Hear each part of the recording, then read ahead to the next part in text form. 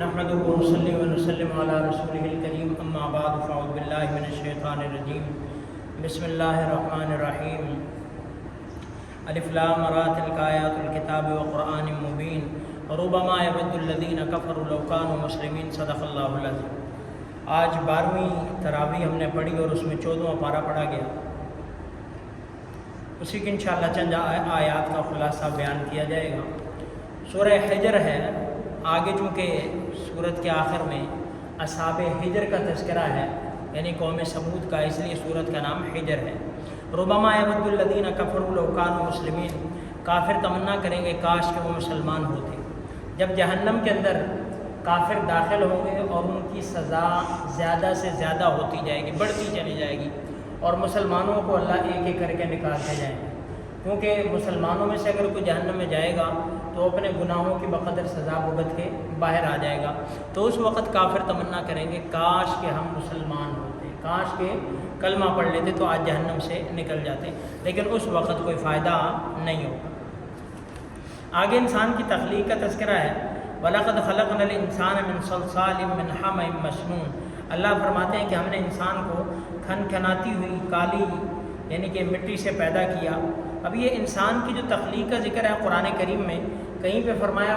اِنَّا خَلَقْنَا الْإِنسَانَ مِنْ طِينٍ لَازِبٍ، آگے سورہ صافات میں آئے گا، اور اسی طرح سورہ صاد کے اندر آتا ہے تو کہیں پہ طین لازب کہا، کہیں من صلصال من حمأ مسنون کہا، اور کہیں پہ جو ہے وہ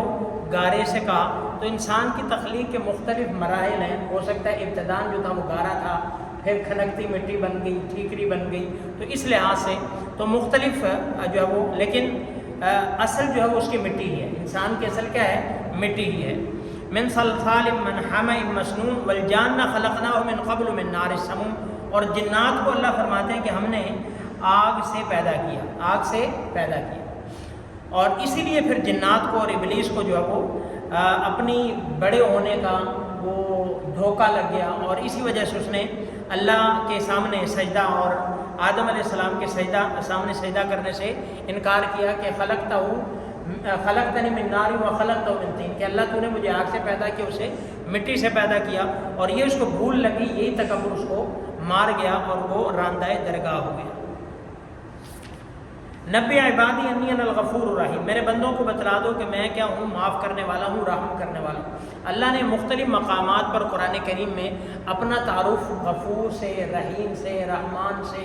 شکور سے، ستار سے، وہاب سے کروایا، یعنی کہ اللہ کے جتنے بھی نام ہیں سب میں امیدیں ہیں۔ بہت کم جو اللہ نے کہا کہ میں قہار بھی ہوں،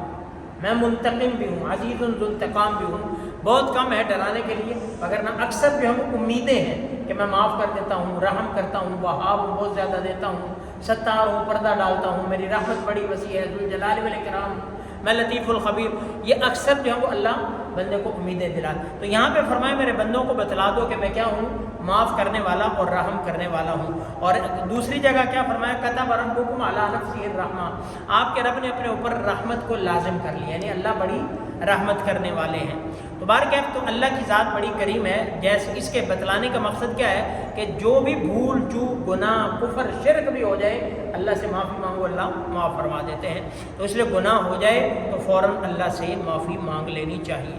وَلَقَدْ كَذَّبَ أَصْحَابُ الْحِجْرِ الْمُرْسَلِينَ، یہ وہ اصحاب حجر کا ذکر ہے، یعنی قوم سمود، کہ انہوں نے رسولوں کو جھٹلایا، اصحاب الایکہ بھی انہیں کہتے ہیں، تو یہ ان کا تذکرہ ہے۔ اور آگے فرمایا وَلَقَدْ آتَيْنَاكَ سَبْعًا مِّنَ الْمَثَانِي وَالْقُرْآنِ الْعَظِيمِ، ہم نے آپ کو سبع مثانی سے مراد علماء نے لکھا ہے مفسرین نے کہ سورہ فاتحہ ہے، ہم نے آپ کو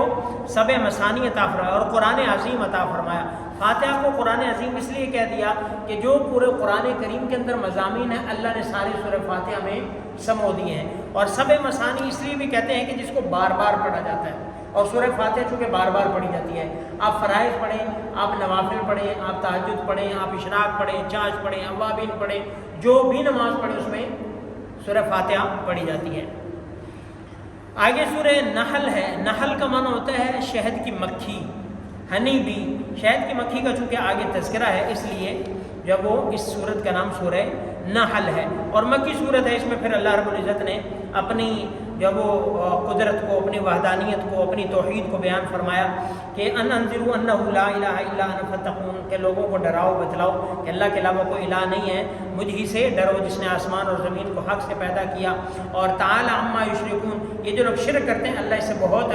بلند اور برتر اور بالا ہے۔ آگے پھر انسان کی پیدائش کو ذکر کیا، وَلَكُمْ فِيهَا جَمَالٌ حِينَ تُرِيحُونَ وَحِينَ تَسْرَحُونَ وَتَحْمِلُ أَثْقَالَكُمْ، اللہ نے تمہارے لیے جو بار برداری کے سواری والے جانور بھی دیے، کھانے والے بھی دیے، اور ان کے جن سے دودھ پیے جاتے ہیں وہ بھی دیے، اور جن پر تم سوار ہوتے ہو وہ تمہاری زینت ہیں، ان سے تم فخر کرتے ہو، وَالْخَيْلَ وَالْبِغَالَ وَالْحَمِيرَ لِتَرْكَبُوهَا وَزِينَةً، کہ یہ خچر ہے، یہ گدھا ہے، گھوڑا ہے، یہ سارے کے سارے ان پر تم سوار بھی ہوتے ہو، تمہارے لیے زینت کا سامان بھی ہے۔ اور آج کل کی جدید سواریاں بھی اسی میں داخل ہیں، یہ بھی کیا ہے، بندہ سوار بھی ہوتا ہے، زینت بھی ہوتی ہے، سواری اپنی ہوتی ہے، بڑی سواری ہو تو زینت بھی ہے اور اس میں فائدہ بھی ہے۔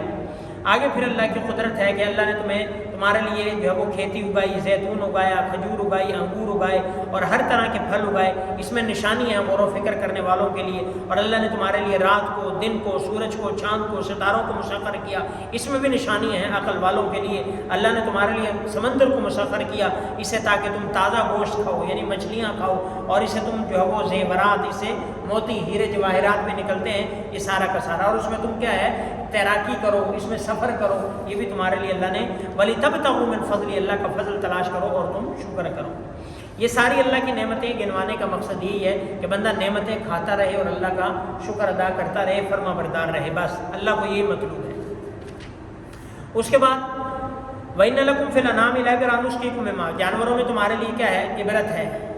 نسقیکم مما فی بطونی، ہم تمہیں پلاتے ہیں جو ان کے پیٹ میں ہے، دودھ پلاتے ہیں، من بین فرث ودم لبنا خالصا سائغا للشاربین، کہ ایک طرف خون ہوتا ہے، ایک طرف لید ہوتی ہے اس کے پیٹ میں، لیکن اس کے درمیان سے اللہ خالص دودھ نکال کے تمہیں پلاتے ہیں۔ دودھ کے اندر نہ خون مکس ہوتا ہے، نہ گندگی مکس ہوتی ہے، صاف ستھرا، شفاف، بالکل سفید، تازہ، میٹھا، اللہ فرماتے ہیں سائغا للشاربین، جو کہ پینے والوں کے لیے بڑی ہی ایک خوراک ہے، یہ بڑا ہی مزے کی چیز ہے، بڑی ہی نفع مند چیز ہے۔ وَمِن ثَمَرَاتِ النَّخِيلِ وَالْأَعْنَابِ، اسی طرح تَتَّخِذُونَ مِنْهُ سَكَرًا وَرِزْقًا حَسَنًا، یہ پھر وہی ہے کہ اللہ نے پھل بھی تمہیں دیے۔ وَأَوْحَىٰ رَبُّكَ إِلَى النَّحْلِ أَنِ اتَّخِذِي، اسی طرح شہد کی مکھی کو اللہ نے اس کے دل میں یہ بات ڈالی کہ وہ پہاڑوں پر اپنے گھر بنائے، وہاں پہ اور درختوں پہ، وَمِمَّا يَعْرِشُونَ، اور جو اونچی جگہیں ہیں وہاں پر کیا ہے، شہد کی مکھیاں جو وہاں پہ اپنا گھر بناتی ہیں۔ اللہ نے شہد کی مکھی کو بڑا ایک سمجھ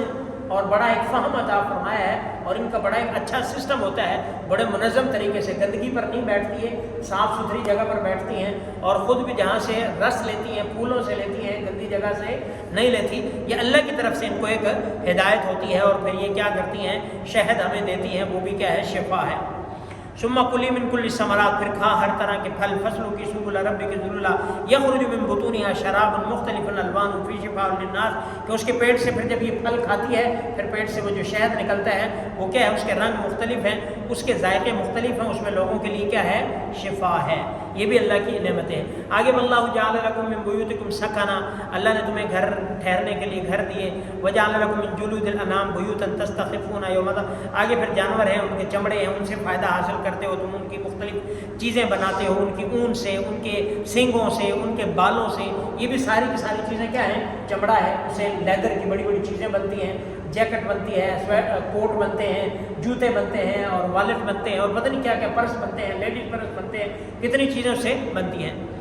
تو یہ ساری اللہ کی نعمتیں۔ آگے جو آیت ہے ان اللہ یأمر بالعدل والاحسان وایتاء ذی القربی، یہ بڑی جامع آیت ہے، اس میں 3 چیزوں کا حکم دیا، 3 چیزوں سے منع کیا۔ ان اللہ یأمرکم بالعدل والاحسان وایتاء، اللہ تمہیں حکم دیتا ہے انصاف کا، احسان کا، اور رشتہ داروں کے ساتھ حسن سلوک کا۔ یہ بڑی جامع آیت ہے، اس میں ساری چیزیں آ جاتی ہیں، عدل اپنے ساتھ بھی، لوگوں کے ساتھ بھی عدل، اللہ کے ساتھ بھی۔ اللہ کے ساتھ عدل کیا ہے کہ جو اللہ نے حکم دیا اس کے مطابق چلنا، اس کے مطابق چلنا، احسان کرنا، احسان عبادت میں بھی ہے، احسان احسان کے معنی میں بھی ہے،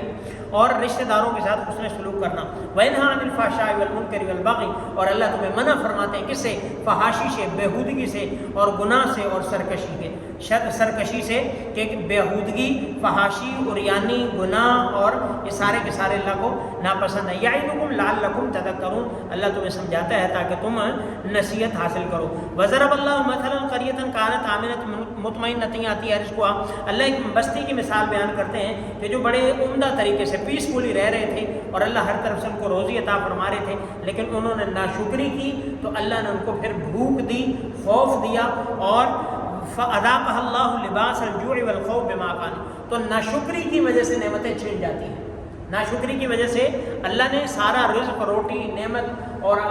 जो है वो सुकून, चैन दिया था, लेकिन जब नाशुक्री की तो अल्लाह ने सारा कुछ ले लिया। तो इसलिए जो नेमत मिले उस पर अल्लाह का शुक्र अदा करना चाहिए। उदू इला सबीली रब्बिका बिल हिकमति वल मौइज़तिल हसना, अपने रब की तरफ बुलाइए, अपने रब के रास्ते की तरफ बुलाइए, हिकमत के साथ, नसीहत के साथ और अच्छे तरीके से। यानी कि अगर किसी को नेक रास्ते की तरफ बुलाना है तो हिकमत, बसीरत के साथ, प्यार मोहब्बत के साथ, किसी के साथ कोई मुबाशा करना पड़े दलाइल के साथ, अच्छे अंदाज के साथ, क्योंकि आप किसी को अगर अच्छे अंदाज में बुलाते हैं, अच्छे अंदाज में बुलाते हैं तो अगले को असर होता है, बात लेता है। अगर आप किसी भी